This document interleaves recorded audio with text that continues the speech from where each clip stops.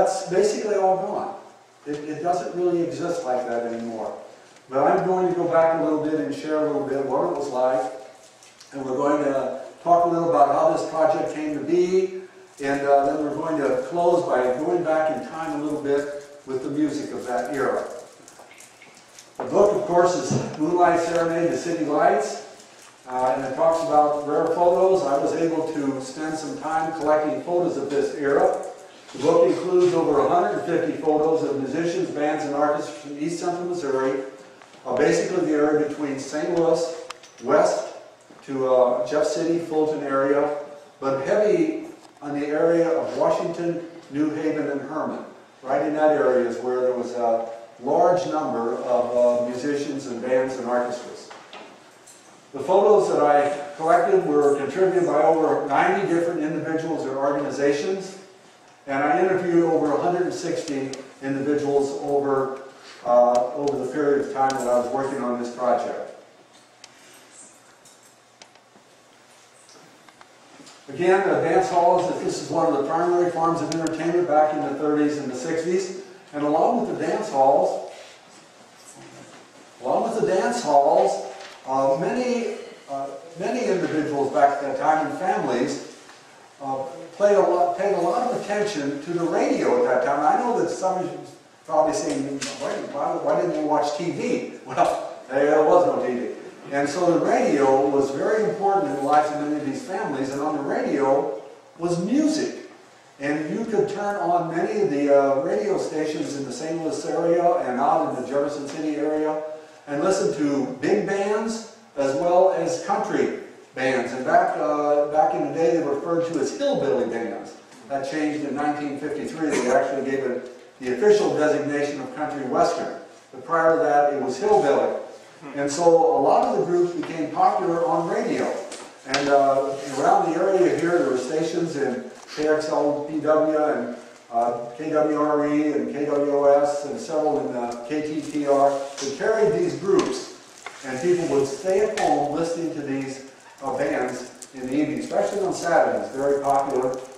And that helped move people into the dance halls on Saturday night. I grew up here. I don't know, is there anybody here that ever remembers a place, or maybe you attended sometime at a place called Becker's Place? Anyone here? Whoa, I do see a few hands up in here. Okay. Well, that's where I lived a couple of years of my life, right in Becker's Place. It was owned by my grandparents, Charlie and Ida Becker, and my mother, Edna Becker. Johnson was the manager. My father was Frank Johnson. I don't know if you ever know him. He's from Fredericksburg area. So I lived in this place, and this photo goes back into the 40s. This was the interior of the store. It was a combination. It was one of those what they call general stores back in that day. There was a pool table out front. They sold gasoline and pool and automobile supplies. And then if you wanted a meal, you could sit down and have a meal there. I always think what's interesting, every restaurant needs deer antlers on the top. That was part of the characteristic of that. It was always there the whole time I remember it. This was the dance hall, and this was a wedding that was taking place back in the day. And the reason that red arrow was there is that was my bedroom. And so it was right on the other side of this window.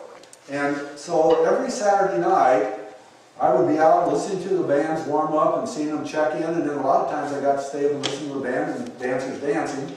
But being a young guy, my mother would tuck me into bed behind that window thinking I could go to sleep. I could hear the music just as clear as a bell in there. And so I went to sleep night after night on Saturday nights listening to the music of the country western bands and the big bands. And I think, even to this day, I tend to hum that all the time, walking around the music. I think it came from this. It just got soaked in there, and I can't get rid of it. But it was a time that I remember fondly, and that's really what drew me back to this project. Becker's Place is located right button here. Well, you can see it. It's that green dot. Just a little west of Herman, about 10, 15 miles from here, yes? Was was that also called Elmer's Place? Yes. Yeah. It became Elmer's Place after Becker's Place. Yes, it was originally built by Beckers and run by Beckers, and then became Elmer's Place and Shady Acres and some other names also. Is that Don's Place too? This is the card that got me started. My mother received this Christmas card in 1950, and it hung around the family. You know, sometimes you keep things, and I came across this card some years ago and thought, you know, I ought to put some information together for my family, my children, my grandchildren. Might be interested to know, you know, how I grew up. And so I had this card, and that's it. That's all I heard. And all I knew is that my mother said she thought they came from Sullivan, Missouri. And so in 2001, I went down to Sullivan, and I had to go to the Chamber of Commerce and a couple of stops, and then finally ran into an individual. Actually, they said go to his house. I went to his house, and he actually listened to me and welcomed me in. And I said, do you know anybody on this postcard? And he said, looked at it, and he said, I know them all. Yes. Is that Eddie Thurman? That was Eddie Thurman.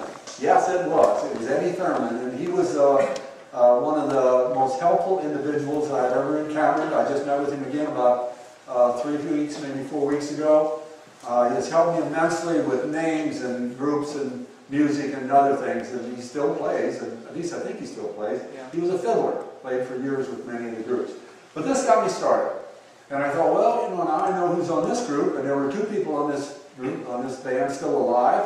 I went and talked to them, and slowly got interested in this and said, well, heck, you know, if I can get 1 photo, maybe I can get 2.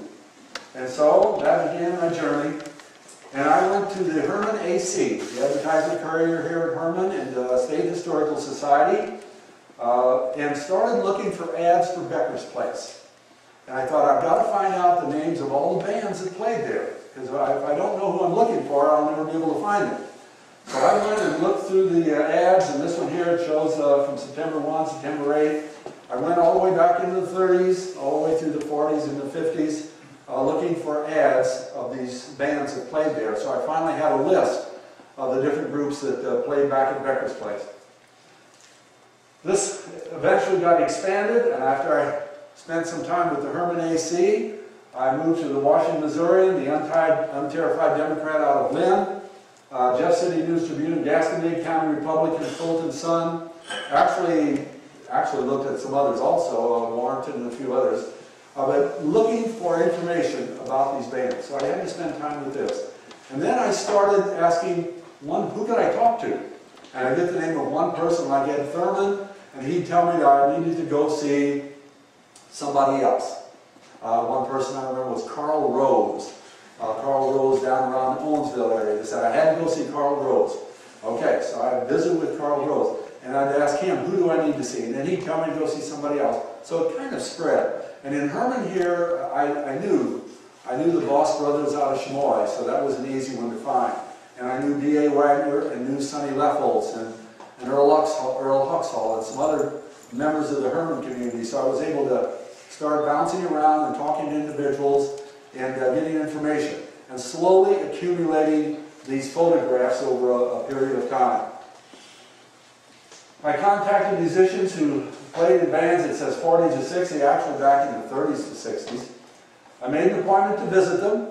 I live in Chesterfield, so I would move out to the area, conduct an interview. The interview often lasted an hour, somewhere in that range, and ask if they had a photograph, could I borrow it?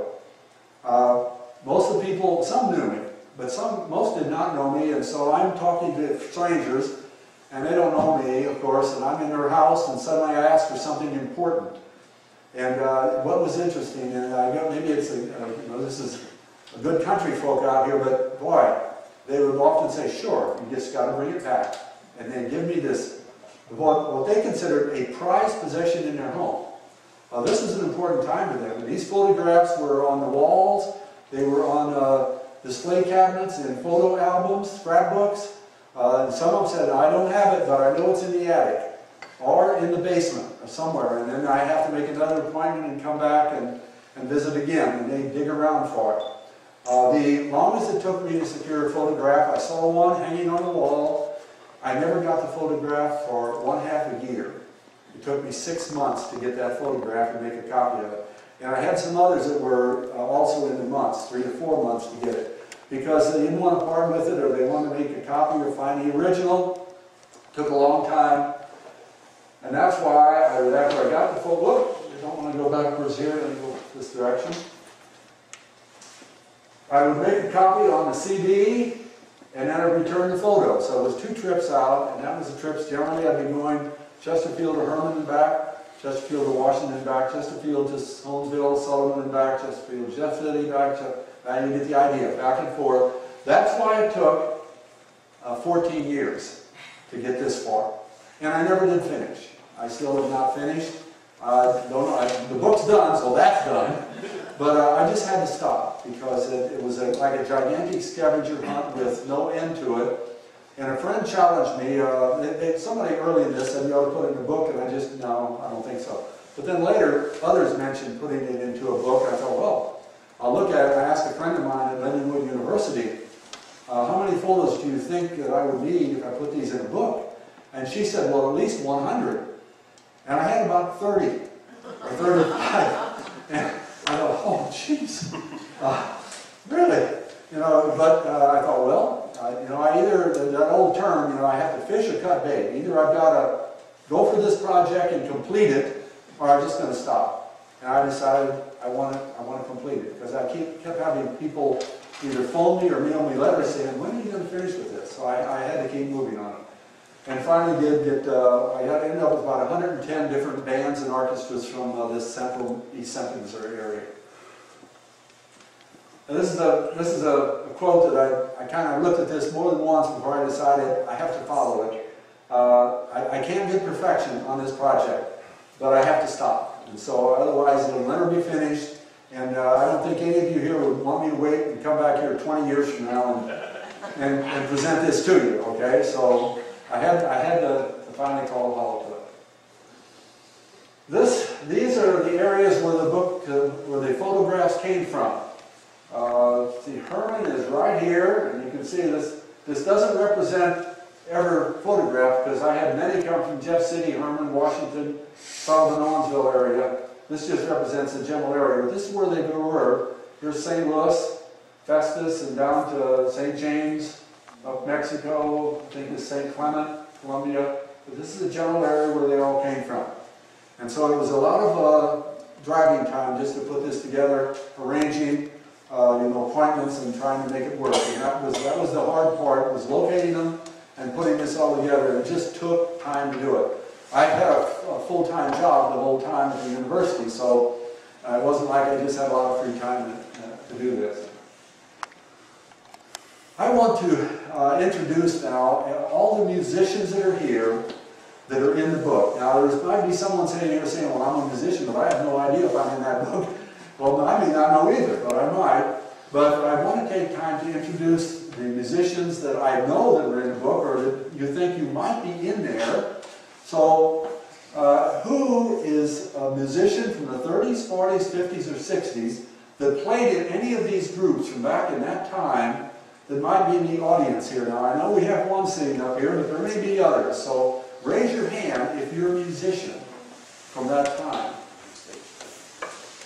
Is that Lois over there? Okay, Lois. And let's have them come on and stand up here. And I'm going to have everybody stand up here because everybody can see you.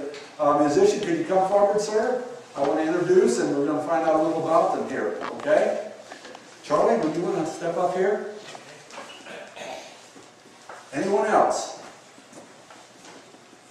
Okay. Can you hold on? Okay, sir, name on... Name, sir? Gordon Heck. Gordon Heck? Yes. Okay, and played with who, when? B.A. Wagner, and probably started in 64 to 67, and then off and on after that. Wow, well maybe later on we're going to see him playing music. I don't know that. We'll have to wait and see. B.A. Wagner Orchestra, one of the most popular orchestras that in the entire East Central Missouri area. I might mention this, when I sat down with some of these individuals and talked music and asked about photographs, there were three names that came up. They would look at me and say, "Do you have the Starkeys?" Well, I mean, you know, I was glad to say, I have the Starkeys. And then they'd say, "What about Wagner and Leffolds?" "Yes." And it was like, well, okay, then we'll talk. It was like, if I didn't have those three groups, I don't think I was legitimate. And I was so happy that I had the Starkeys, the Wagner and the Leffolds photos. So after that, it got a little easier and was able to, I think then they thought, well, I guess he's for real. He really is doing this. Okay, Lois. The B.A. Wagner's Orchestra for a short time, maybe a couple of years, kind of off and on, probably 69, 68, 69, Okay. 70. Okay. I was 15 when I started. And then 15. I was 16. Okay, yeah. No, I was. They were both very young when they started. Okay, both from B.A. Wagner, okay. What All right. instruments did you play? I played piano. Piano and Saxophone. saxophone, okay. Saxophone and piano. This is Charlie Lou. I've met with Charlie several times. Charlie played with a couple different groups, actually several, but the two he's lucky, he's in the book twice. He played with a group called Hillbilly Buddies. But another group that he played with was called King Angle and his Happy Buckaroos. And they were in the photo also, and I found that out about Charlie. I went back and looked in the book and checked the Becker's archives, and King Angle and the Happy Buckaroos played at Becker's Place in 1950 when I was living there. So I probably saw Charlie play, and I didn't know it at the time, of course, but I thought that was interesting. But Charlie Lou has been playing music many, many years, and right now currently lives in the Wright City area. Wright City area. That's great. Anything? Okay. Thank you, Charlie, and I appreciate that.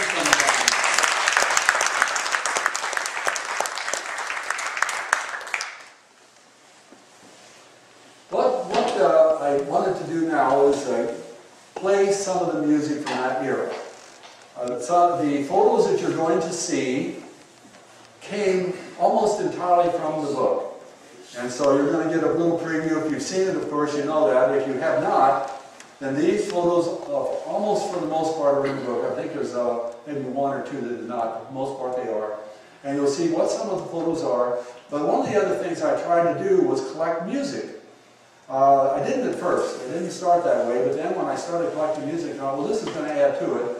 And so I've been able to come up with about maybe 160, 170 songs from the 30, or no, none from the 30s, 40s, 50s, and 60s. And so we're going to listen to that today, and these are all groups that are in the book, represented in there, and some you are going to recognize, because later on, we're going to see if Lois and Mr. Heck, or Mr. Heck, go back here, are on the B.A. Wagner Orchestra. They're going to probably have to lean forward to see this, but we'll see if they're actually on there. I couldn't find any music for Charlie's group. We went out and checked and not able to do that. And I'm only going to play a short portion of the music, because otherwise we'll be here a long time.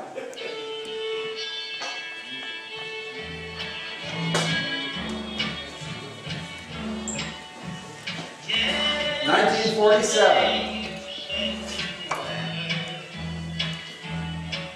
If the sun don't shine tomorrow and the wind ceases to blow, then you came along and brought me sunshine. Now my blue yesterday seems a million years ago. Very popular radio program in St. Louis. Yesterday my heart was haunted, but haunted dreams are now no longer known. It feels so good to know you're really wanted. My blue yesterday seems a million years ago. Again, just to save time, we're going to...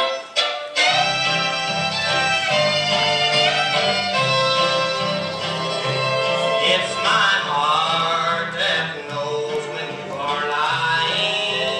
St. James, Missouri. Very popular. That always finds me crying, always wishing to be near you, wishing I could hear you say, you know my love is true.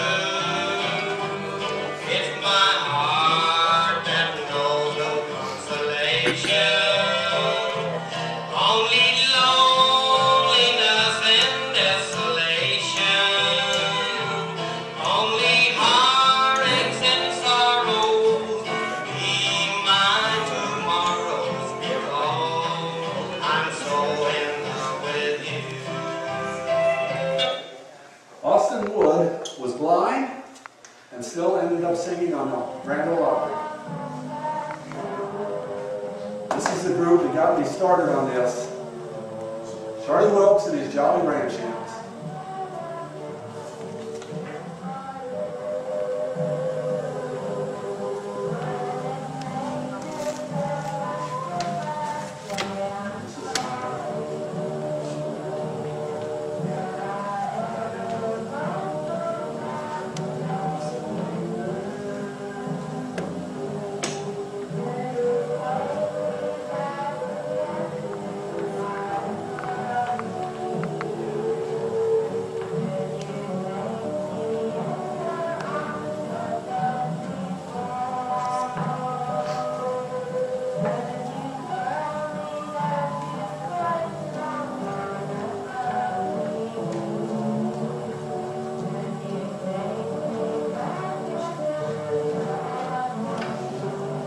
Hi, Jean told me she's going to be at my next presentation. How old is she there? She looks like she's about 12. She was 15.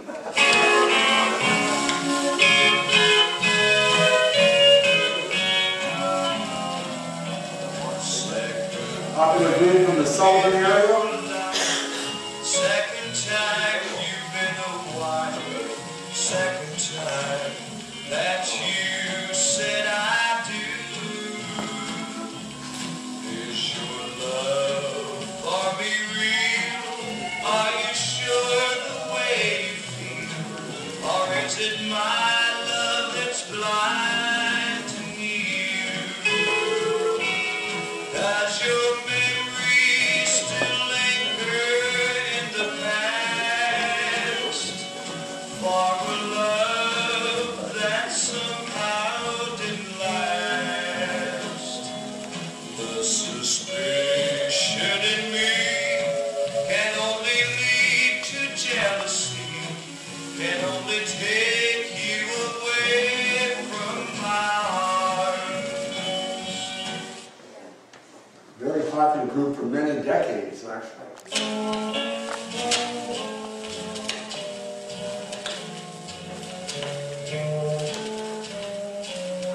Anybody remember Wade Ray? There's no fool like a young fool with wild and careless ways, who forgets about tomorrow and lives just for today. If she could only realize the sorrow that's in store, she'd try with heaven on four sides and honky tonk no more. It breaks my heart to see her drinking there with Cadbury lights shining in her hair. She won't seem sweet 16 tomorrow as today. There's no fool like a young fool who throws her life away. Kenneth, where was this group from? Wade Ray was out of St. Louis.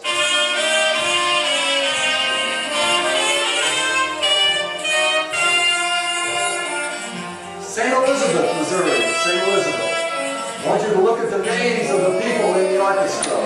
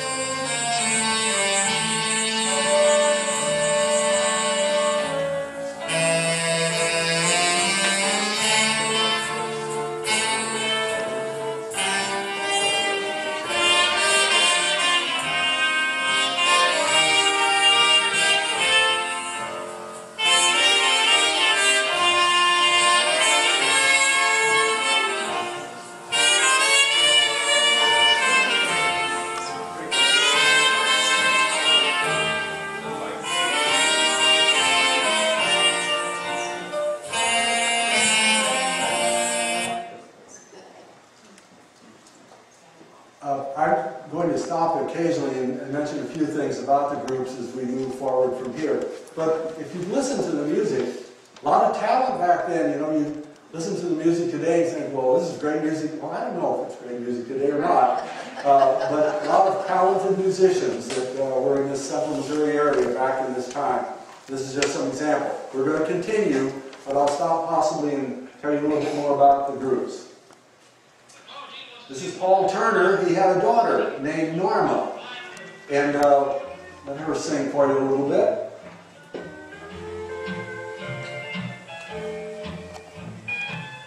She was also very helpful to me on this project. Still lives in St. Anne, Missouri.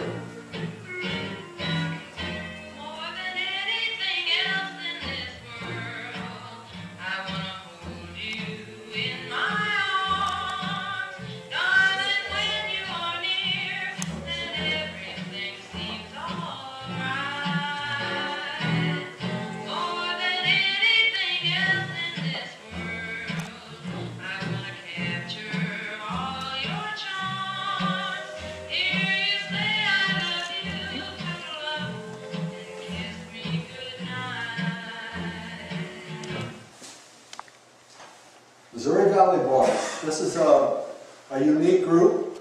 It started playing in 1946, and the Missouri Valley Boys are still playing today. Different group. One person started with them in 1946, Delbert Stovall, and he played with them until 2010. Now, if you're counting, that's 64 years with the same band. And they're still playing today. The latest group, they play on a monthly basis. A place outside of St. Louis. It's truly unique, called Stovall's Grove. I've never been in any place like it. You walk in there and you think you just step right back into 1950. It hasn't changed. It looks the same. And they still bring in country western bands 3-4 times a week. And one of the groups that plays there is the Missouri Valley Boys. And the last, one of the people that formed this group was John Harness. And so he's going to sing for us here, and this is he's going to sing from 1947. And at the last presentation I had, John Harness was there. And so these musicians, they hang in there and stick around. This is Missouri Valley Boys, John Harness.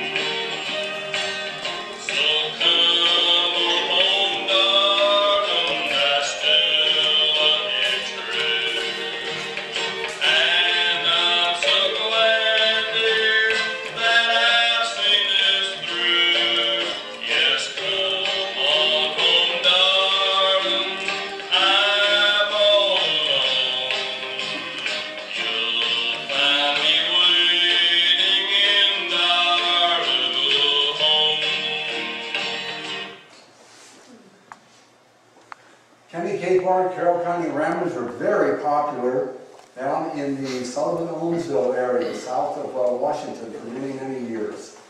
And we're going to hear a fiddler by the name of Billy Lee, who also sang. Billy Lee was at the first presentation I gave this year. Outstanding fiddler for many, many decades, plays with many groups. I have a hunch Charlie here knows Billy Lee as well as about anybody, is that correct? Outstanding fiddle player. Now in this case, you're going to hear him sing. But Billy Lee was also a vocalist. Boys, if y'all ready, I'm going to answer and sing. From KLPW Radio. Well, you're feeling a bit of one way upstairs. This number is the one to kick us off, called As You Were Meant.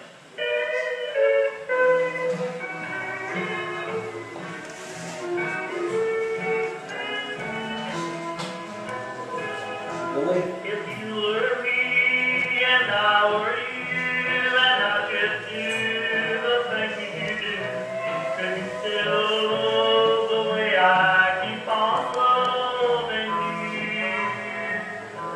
Of all the times you've been untrue, if I could be the thing by you, tell me now what you would do if you were me and I were you.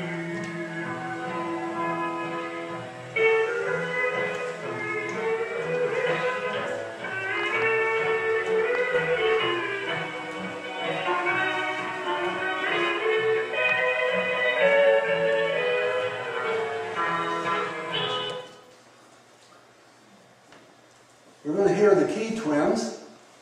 This is an interesting group. In 1955, Bob and Dick Key were living in Steelville, Missouri. They were a very popular group in the area, and they were invited to audition for some, I guess you would say, a talent person who was looking for someone to record records. And so Bob and Dick Key sat down with him and recorded.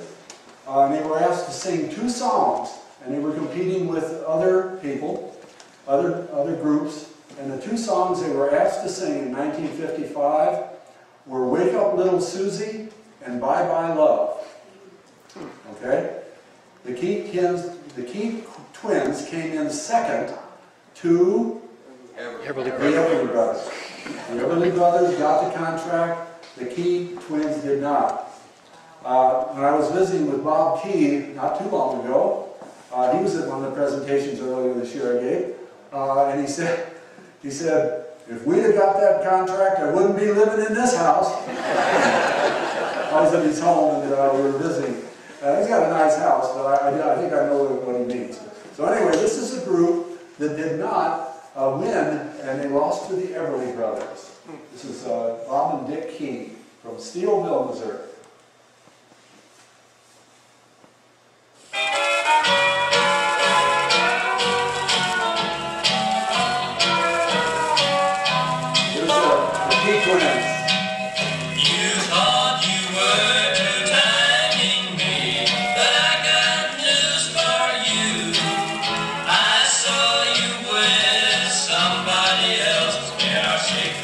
Rendezvous. You cried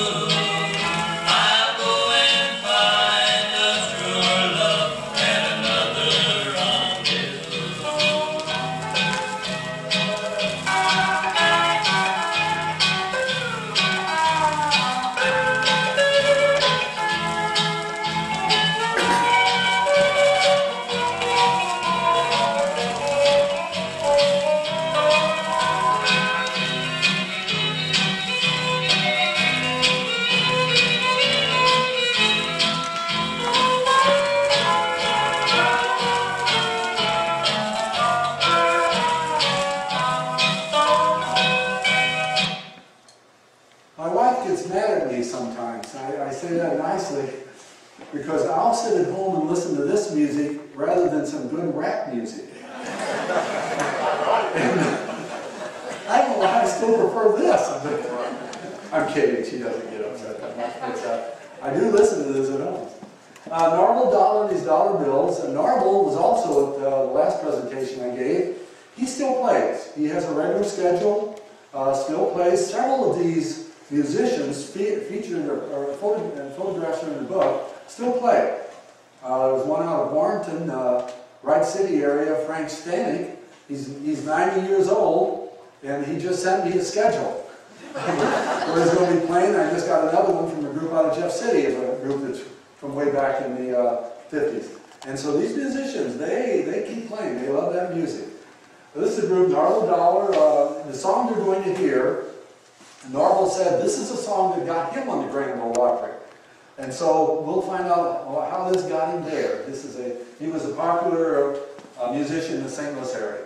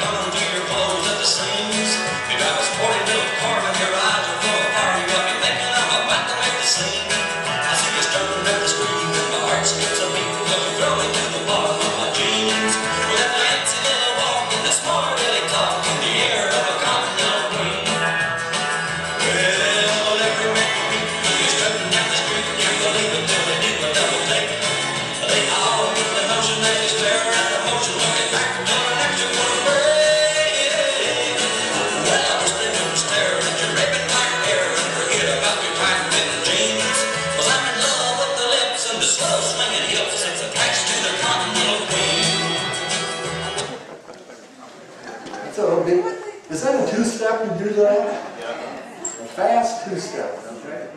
You know, the dances back in the day, I think, you know, I was talking to somebody recently, and I told them that the dances were the polka, and the most popular was probably the waltz, and the schottisch, and I mentioned the two-step and jitterbug, and then I said the broom dance.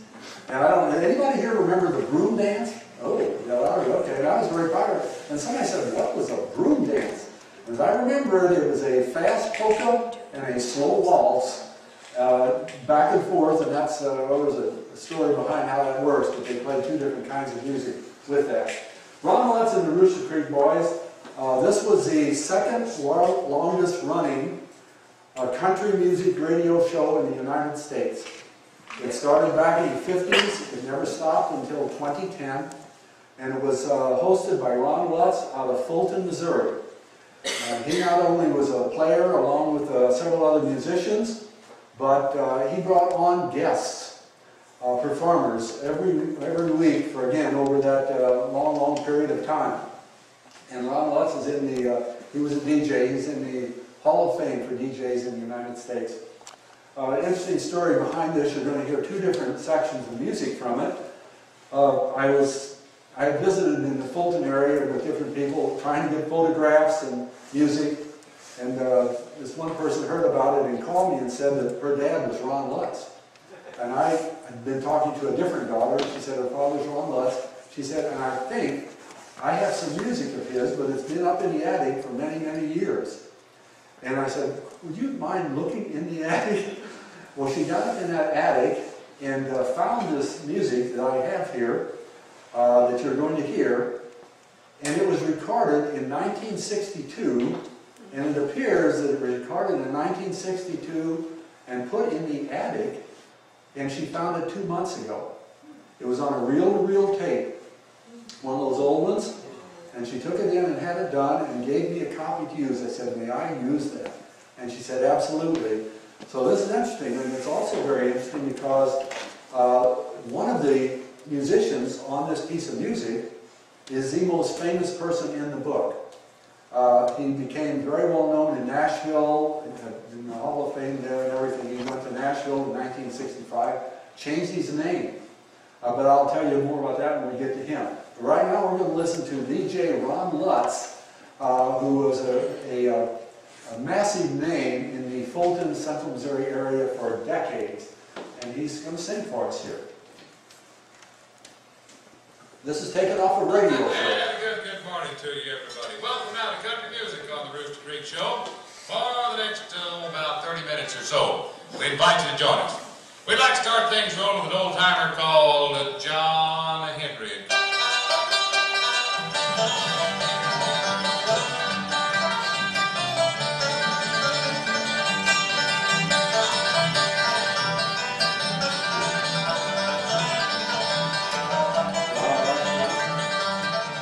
Well, John Henry was a little bitty boy, no bigger than the palm of your hand. His mammy looked down at old Johnny and said, Johnny wanna be a steel driving man. Lord, Lord, Johnny wanna be a steel driving man. Well, John Henry had a loving little wife. Her name was Polly Ann. Henry took sick in the middle of the night. How did grow steel like a man? Lord, Lord, how did grow steel like a man? Oh, come in here, please, boy.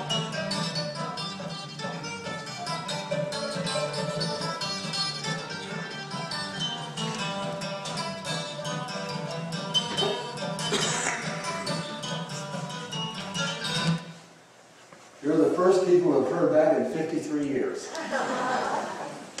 This is a gentleman that happened to be invited to Fulton on that day in 1962. And he was featured on different pieces of music.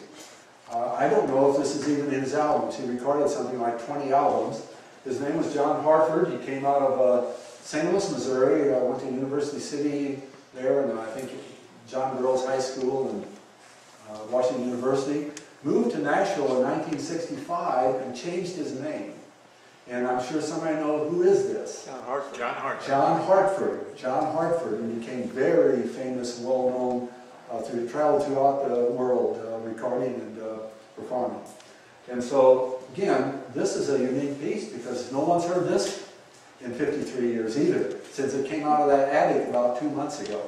And he's not singing. Now, actually, the music I have, he does sing, but he was not noted for his singing ability as much as it was for his playing of the banjo. And he was the prime recorder on a movie that came out in 2000 called Oh Brother, Where Art Thou? If any of you saw that, John Hartford was the one that did much of the soundtrack for that with his banjo playing. So I just thought, rather than listening to them sing on this, listen to this man play the banjo. And again, from 1962, recorded in Fulton, Missouri. Now, getting back to our program this morning, we'd like to feature our next gentleman here, who I'm sure you've noticed in the background on a 5-string banjo. He hails from down St. Louis, Missouri way, recorded for the Shannon folk, and we're just as pleased as punch to have him up here with us this morning, Mr. John Hartford. John, old buddy, it's my pleasure to have you here on the program. This is before he changed his name. How about doing one of your own choosing this morning, buddy? One called Smokehouse Breakdown. The Smokehouse Breakdown is fine.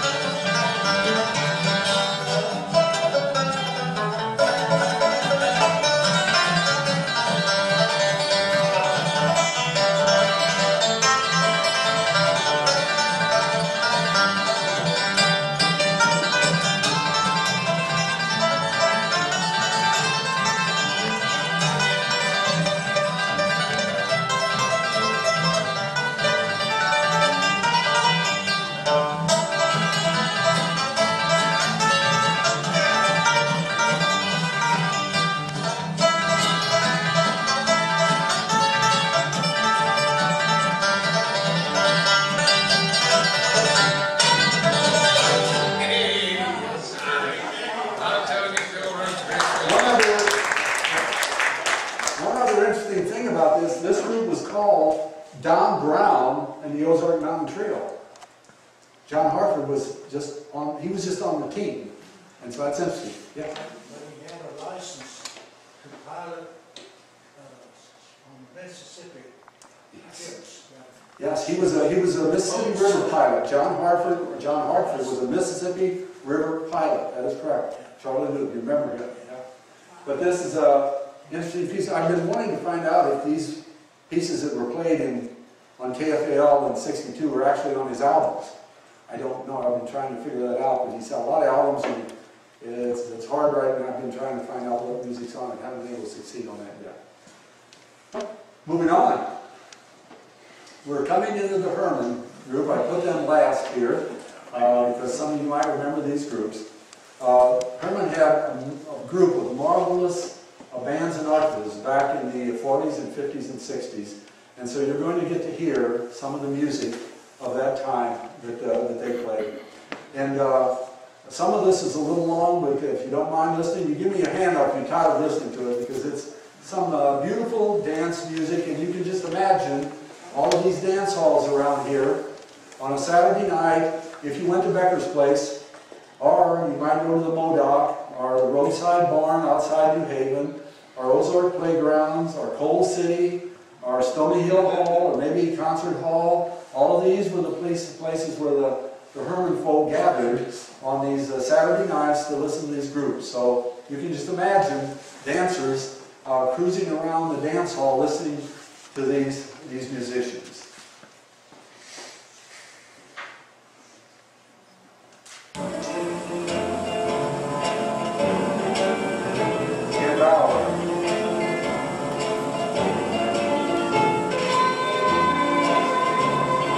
And Tom Morton, John Berkemeyer.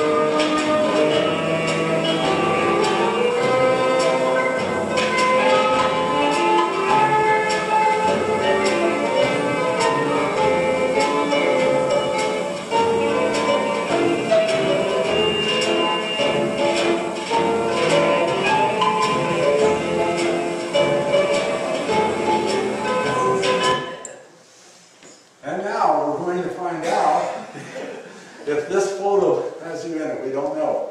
B.A. Wagner, of course, and I don't need to tell Herman people about B.A. Wagner. He's been a legend here for decades. But this is one of the photos that are in the book. And there's others in there also. But this is a piece from 1960s of the B.A. Wagner Orchestra. And we'll see if you can identify any in this one. This is a little short. We'll just listen to the whole.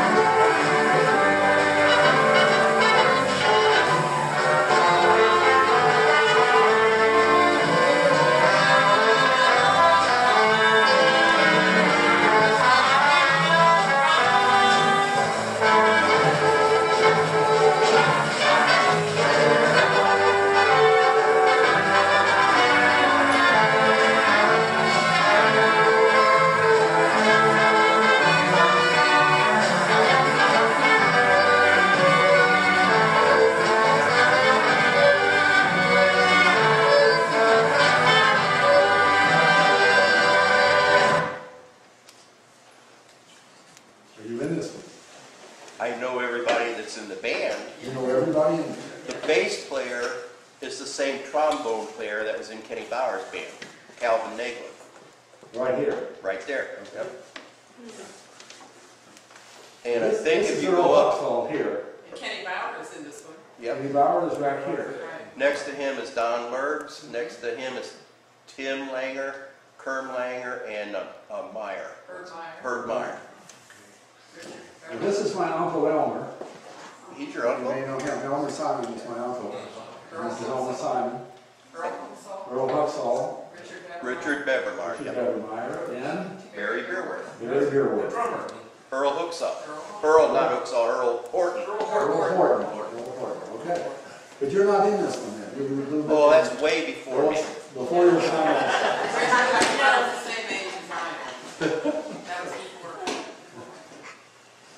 Okay. One more to go. And this is the Starkeys. We'll listen to all of this also.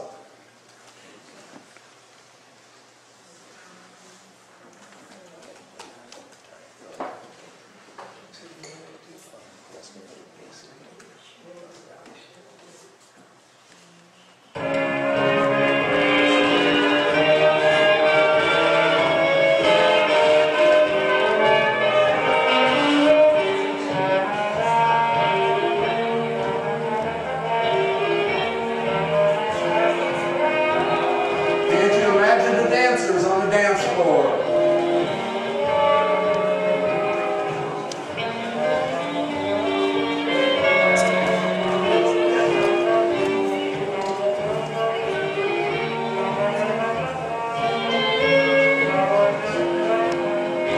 This is the middle 1960s.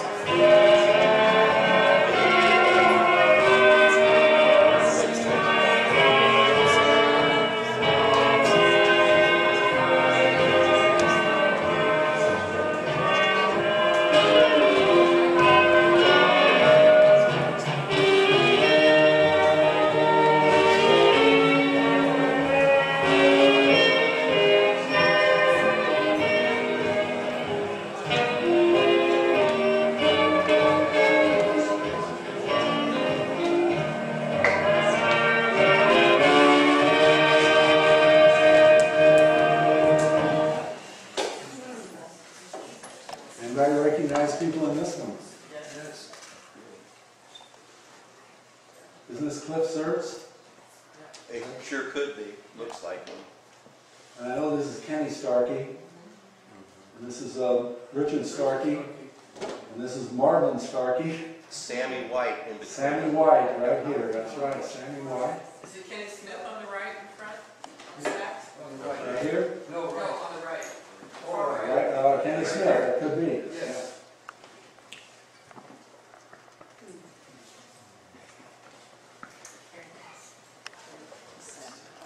I'm through. Thank you for being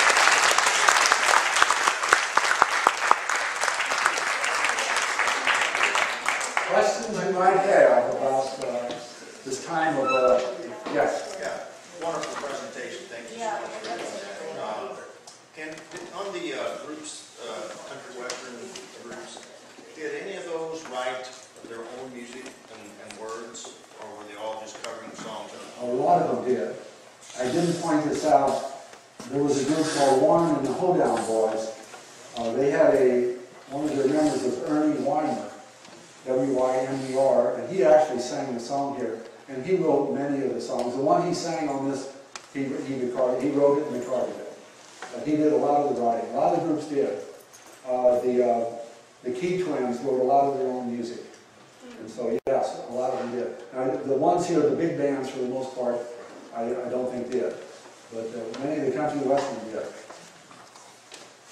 And I know that Austin Wood was one of the individuals here, the singing milkman, the blind individual.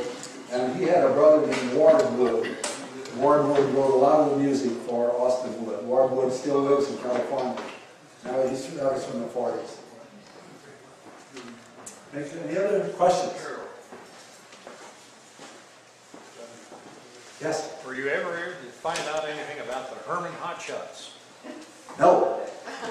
And one of the things about this project, and I located what I located, but there were certain groups that I could never find.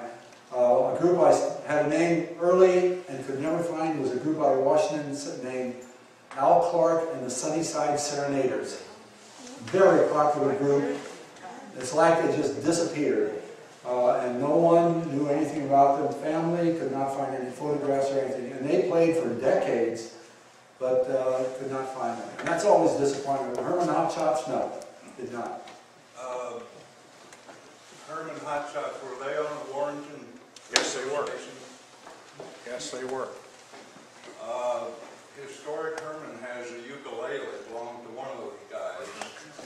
The Canali story Band. we got from the family was one day while it was being played on the radio, they ended the song and one of the guys said to the other one, "Really great. We really did that up good." And the other guy said, "No shit." That was the end of it.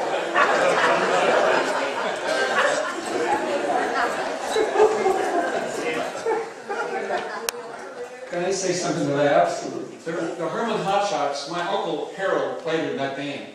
And they played on KWRE in Warrenton on Saturday morning. And my mother always listened to the radio anyway, no matter what time of the day it was. But that came on, I can't tell you what time it came on, but I remember he would go there, and this was, this was my uncle playing on the radio. That was big stuff. But this guy, this is a true story, what he just said, but I can't repeat those words. But I heard that. I didn't hear that particular program, but I understand they did kind of terminate that. My uncle was there, so that was something. Do you have a photo of the group? I have his daughter might have one, because he's in one of the pictures in the book. I think it's with another band, and but he's identified in one of the photos in your book. Okay. But it's not the Herman Hotshots. Okay. And that was a group that was just kind of put together, just for that radio show. And the guy, I can't think of the name of the guy who was in charge of that band. Canali Bain was on there. Wasn't he the leader? Walter Bain. Walter Canali Bain. He went by the name of Canali Bain. Canali Bain. But yeah, I think he was the culprit. Yeah. He pulled the whole band together. But there was a Herman Hotshots band. Ken, I don't know the exact number of bands that you profiled in your book. I can't remember. 104. 104, okay. So if you survey the same geographic area now, even with the population that has, gone to be a lot higher in the geographic area, how many bands do you think are out there now? Oh, I have no idea. I wouldn't think very many. I wouldn't either. Hardly at all. I mean, I know there's a band here in Herman. Jeff City has one, but One in Owensville. Owensville. Sam Hoffman still plays. That's right. Sam Hoffman still plays. Carl Rose still plays. And there's some out of Fulton that still play, and out of Jeff City that play, and out of Warrenton, I know that. But not there. It's nothing compared to what it was. Charlie? KWRE went on the air in 1949. KWRE went on the air in 1949. A lot of you might remember that station. My first band that played it was on that. Really? The band you played in was in the first broadcast? Right. First broadcast. Interesting. We were lousy. We were lousy. He said if you didn't hear it, we were lousy. He said we were lousy. I did go back in Becker's Place. I know the first band that played at Becker's Place was one that you all may have heard of, the Virgin Melodians. They played the very first dance at Becker's Place. Cold City. Yes. They played out of Cold City, Stony Hill, and Martinsville. One of those is still alive here in Herman. Dugan? Dugan, yeah. Dugan, yes. I've met with Dugan, visited with him several times, yes. Did you meet any of the Nodlers from Augusta? Tried to. Contacted, but they said they had no photographs. And but I made contact with them and visited over the phone with them, and they said, and I usually, after they say they don't have photographs, they usually say, "Are you sure?"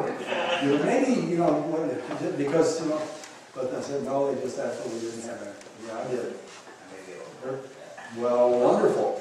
Won't make this book, but there were certain groups that I spent a lot of time trying to find. There was one in Fulton, one in Jeff City I could never find. And if someone ever called me and said, well, I have a photograph of this group, I'd still take it. Just because after you spend so much time looking for it, you still would appreciate seeing what they really look like. Any other questions? Well, I thank you very much for your attentiveness, for coming today. Appreciate it very much. And go back and dig in your attics or something and see what you have there. Earl Fleer's here. I don't know if you know Earl, but Earl is, you talk about a source of music back from the 50s and 60s and 40s. I spent many time talking to Earl and had great visits with him. Thank you for being here today. Appreciate it very much. Thank you.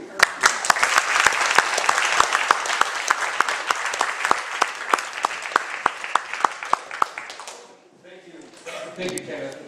When I stand out here, I see Don and Jeannie Warden, and I believe I remember them from the old roadside barn. Oh, yeah. And then years later, I got to know them in the newspaper business. So that's pretty amazing, I think. It's a lot of, the barn was a unique place, as you know. You bring your own bottle, and you go downstairs and buy setups. And everybody knows what setups are. Your ice and your 7-Up. And then you go up and mix your drinks, and that's how it worked. And the bathrooms wouldn't pass inspection now. They were outside along a tree, I think. But we dressed up. We dressed up. Oh, well, yeah, that's in the days. The ladies wore heels and dresses, and the guys wore sport coats and ties and things like that. It was quite the era. But anyway, thanks again, Mr. Johnson. It was wonderful, and I don't know how you came up with the music, the recorded music for this, but that had to be a difficult chore, too. The whole thing was difficult. It took me 13 years, so that says a lot about the book. The book is going to be for sale afterwards if you're interested, and Ken will sign those books, and we'll have a book signing there and sale. It'll be downstairs. Oh, it's going to be excuse me, it's going to be downstairs, and there also will be refreshments downstairs, so hang around for that. And again, if you want to pay your membership dues, or if you're not a member, if you'd like to join the Gaston County Historical Society, the Archives and Record Center, which is operated by the Historical Society, and it's located in Herndon, the museum too. And the museum in Owensville is going to be selling this book. And so if you don't get one today and you have somebody call you, or if you see somebody on the street, a relative or a friend, and they want a copy of those books, I saw the book and it's really, the photos are really amazing. It really brings back a lot of memories. So if you would be interested, it's going to be for sale later on. How much is the book? It's $35 plus $3 sales tax. Oh, it's $35 plus $3 sales tax. Sales tax. But anyway, when I first saw the book and I was putting together a little press release for this, and I got in there and I went through every page, and it really, you get lost in time in that book. It's just like going to an old newspaper. It's really a neat book.